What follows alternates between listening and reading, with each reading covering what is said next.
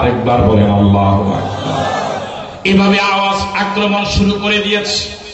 দীর্ঘ সময় আক্রমণ করছে। দু ভাই আবু জাহেলের সাথে প্রচন্ড যুদ্ধ করে আবু জাহেলের সব আক্রমণগুলো প্রতিহত করছে।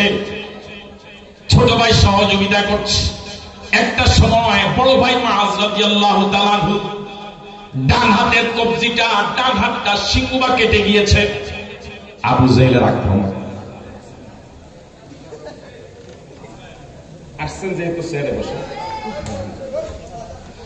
আমার ভাইরা, আবু জাহেলের আক্রমণে মুআয রাদিয়াল্লাহু তাআলার হাতটা 14 আনা কেটে গিয়েছে, শুধু চামড়ার সাথে একটু ঝুলছে। মনোযোগ আছে আপনাদের? আব্দুর রহমান ইবনে আওফ বলেন, দূর থেকে দেখছিলাম কর্তৃত হাতটা এইভাবে ঝুলছিল, এক হাত দিয়া পৃথিবীর সুপার পাওয়ার আবু জাহেলের সাথে লড়ে যাচ্ছে।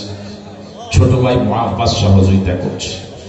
আব্দুর রহমান ইবনে আওফ বলেন, অনেকক্ষণ লক্ষ্য করার পর দেখলাম এভাবে এক হাত দিয়ে অনেকক্ষণ লড়ার পর এবার দেখলাম মুআয রাদিয়াল্লাহু তাআলা যখন বুঝতে পারলেন এই কর্তৃত হাতটা আমাকে প্রচন্ড ডিস্টার্ব করছে, আবু জাহেলের সাথে পেরেও পারবো না, এটা যখন তার দিমাগে ধরা পড়ল, কর্তৃত হাতের কবজিটা ডান পায়ের পাতার নিচে নিয়া আল্লাহু আকবার বলে একটা টান দিয়েছে, হাতটা দেহ থেকে আলাদা হয়ে গিয়েছে। এরপরে এক হাত দিয়ে এমন জোরে আল্লাহু আকবার বলে আঘাত করেছে, পৃথিবীর সর্বশ্রেষ্ঠ দুশমন নবীর সর্বশ্রেষ্ঠ দুশমন, সবচেয়ে বড় শত্রু ইবলিস আবু জাহেলের মাথাটাকে দেহ থেকে আলাদা করে দিয়েছে। আল্লাহু আকবার। আশিদ্দাউ আলাল কুফার, আশিদ্দাউ আলাল কুফার, আশিদ্দাউ আলাল কুফার। সাহাবায়ে কেরামের চরিত্র ছিল কাফেরদের সাথে কোনো আপোষ নাই। আর আমাদের এখন খাতির সবচেয়ে বেশি, এবং আমরা এটাকে কৌশল মনে করি, হিকমত মনে করি, নইলে তো ওয়াজের মার্কেট কমে যাবে। কথা বলে না কেন? এই জন্য সবার সাথে যেই জায়গায় যেমন ওয়াজ খায় আমরা ওই জায়গায় এমন ওয়াজ করি। আছেন আপনারা এখানে? এটাকে আমরা হিকমত মনে করি। যেখানে ইসলামী আন্দোলন দুর্বল জায়গা সেখানে এমন গরম বক্তৃতা মনে হয় কেন্দ্রীয় সভাপতি নাই, মনে হয় আপনারা এখানে? আমার ভাইয়েরা, সাহাবায়ে কেরামের চরিত্র ছিল আশিদ্দাউ আলাল কুফার, কোনো আপোষ নাই। আর রুহামাউ বাইনাহুম, যে সাহাবায়ে কেরাম কাফেরদের সাথে ইসলাম বিরোধীর সাথে এমন চরম, ওই সাহাবায়ে কেরাম নিজেদের ভিতরে চরম সহানুভূতিশীল। যুদ্ধের ময়দানে অসংখ্য সাহাবায়ে কেরাম আহত হয়ে পড়ে আছেন জমিনে, পানির পিপাসায় জীবন যায়। যারা সেবক, পানি খাওয়ানোর দায়িত্বে যারা আছেন, অসংখ্য সাহাবায়ে কেরাম আহত হয়ে পড়ে আছেন, পানির পিপাসায় রোজ যায়। একজনকে পানি খাওয়ানোর জন্য আসলেন, পাশের আহত সাহাবী বললেন, পানির জন্য আবদার করলেন। প্রথম যার কাছে গিয়েছিলেন তিনি বললেন, ভাই, উনি আমার ভাই, আহত মানুষ, আমার পানির যে পরিমাণ প্রয়োজন আমার থেকে তার বেশি প্রয়োজন, তার কাছে আগে নেন। আল্লাহু আকবার। এভাবে দ্বিতীয় জনের কাছে গেলেন, দ্বিতীয় জনের কাছ থেকে তৃতীয় জনের কাছে গেলেন। সাহাবায়ে কেরাম এইভাবে একজনকে আরেকজন এভাবে সম্মান করতেন, সম্পর্ক রাখতেন, স্যাক্রিফাইস করতেন। মুহাজির সাহাবায়ে কেরামকে কিভাবে সহযোগিতা করেছিলেন আনসার সাহাবায়ে কেরাম? যার দুইটা ঘর ছিল একটা ঘর ছেড়ে দিয়েছিলেন, যার দুইটা বাগান ছিল একটা বাগান ছেড়ে দিয়েছিলেন, যার একটা ঘর ছিল এক অংশে নিজে থেকে আরেক অংশ মুহাজির সাহাবায়ে কেরামকে ছেড়ে দিয়েছিলেন। এমনকি যে আনসার সাহাবীর একাধিক স্ত্রী ছিল, পছন্দসই একজন স্ত্রী রেখে বাকি স্ত্রীদেরকে তালাক দিয়ে মুহাজির ভাইয়ের বিয়ের ব্যবস্থা করেছিলেন।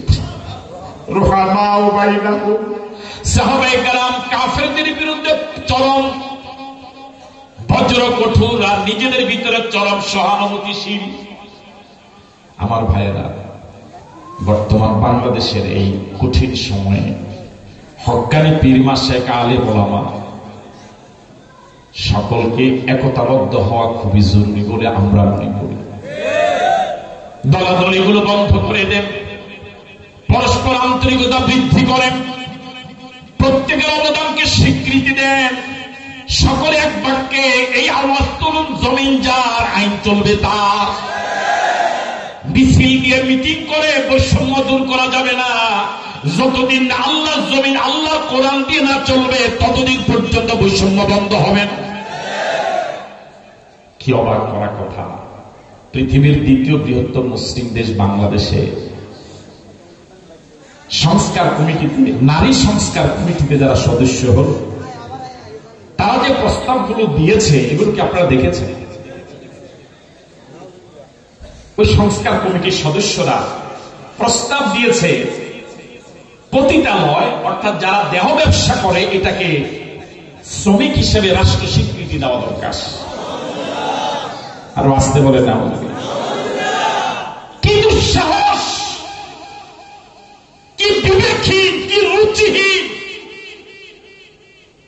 বরং অন্যদের প্রস্তাব দেওয়া দরকার যারা পতিতাদেরকে শ্রমিক হিসেবে রাষ্ট্রের স্বীকৃতি চায়, এর আগে নিজে দেহ ব্যবসা হিসেবে নেওয়া দরকার।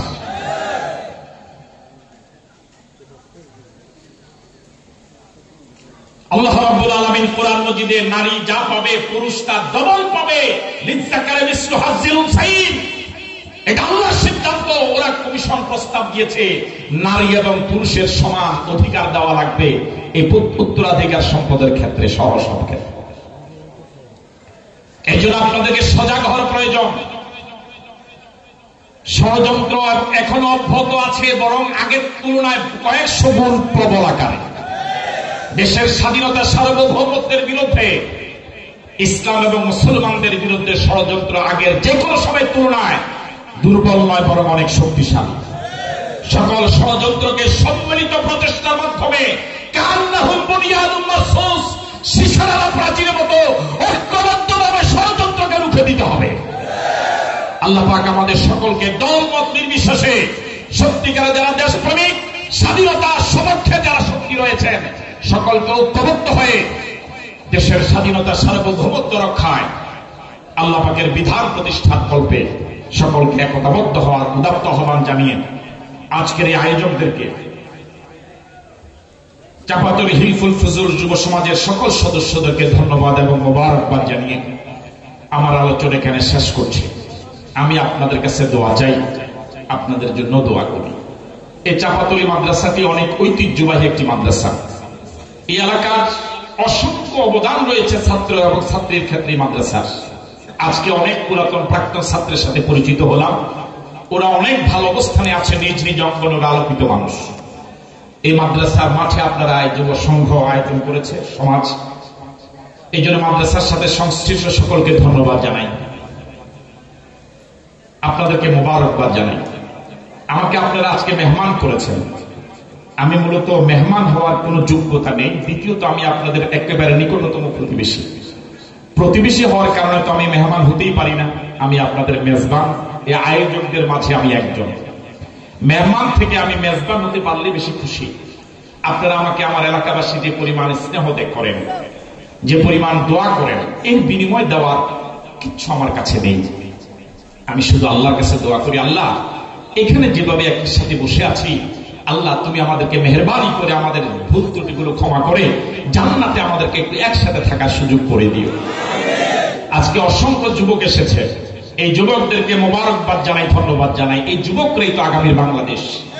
কোন সমাজের যুবকরা যদি ঘুরে দাঁড়ায়, কোরআনের পক্ষে যদি একতাবদ্ধ হয়, মাদক সন্ত্রাস চাঁদাবাজির বিরুদ্ধে যদি একতাবদ্ধ হয়, ওই সমাজে ইবলিস ঢুকতে একটু চিন্তা করে ঢুকবে। আজকে অসংখ্য মুরব্বী এসেছেন, মুরব্বীদেরকে আমি শ্রদ্ধা জানাই। অনেক ব্যবসায়ী ভাইয়ের এসেছেন, তাদের জন্য প্রাণ খুলে দোয়া করি। অনেক ওলামায়ে কেরাম এসেছেন, মাইকের সুবাদে অনেক মা বোনের আলোচনা শুনছেন। সকলকে ধন্যবাদ মোবারকবাদ জানিয়ে আমি বিদায় নিচ্ছি। আমার কথায় আচরণে কেউ দুঃখ পেয়ে থাকলে ক্ষমা সুন্দর দৃষ্টি কামনা করছি। আসুন সাহাবায়ে কেরামের চরিত্রে নিজেকে চরিত্রবান করার জন্য ভূমিকা রাখি, উদ্যোগী হই, নিজেদের ভিতরে সম্পর্ক বৃদ্ধি করি। আল্লাহ পাক আমাদেরকে তৌফিক দান করুক। আজকের প্রধান আলোচক দেশ বরেণ্য আলেমে দ্বীন, আন্তর্জাতিক খ্যাতি সম্পন্ন মুফাসসিরে কোরআন, ডামুড্ডা হামিদিয়া কামিল মাদ্রাসার সুযোগ্য সাবেক মুহাদ্দিস রফিকুল্লাহ আফসারী, যার কথা শুরুতে বলছিলাম, তার গুরুত্বপূর্ণ আলোচনা শুনে আখিরি মোনাজাত করে এই মাহফিলের সুন্দর পরিসমাপ্তি ঘটাবেন। সে আহ্বান রেখে বেঁচে থাকলে আবারও দেখা হবে ইনশাআল্লাহ। আমি তো আপনাদের কাছের মানুষ, দাওয়াত দিলেও আসবো, না দিলেও আসার চেষ্টা করব। এই আহ্বান রেখে বিদায় নিচ্ছি। আসসালামু আলাইকুম ওয়া রাহমাতুল্লাহি ওয়া বারাকাতুহু।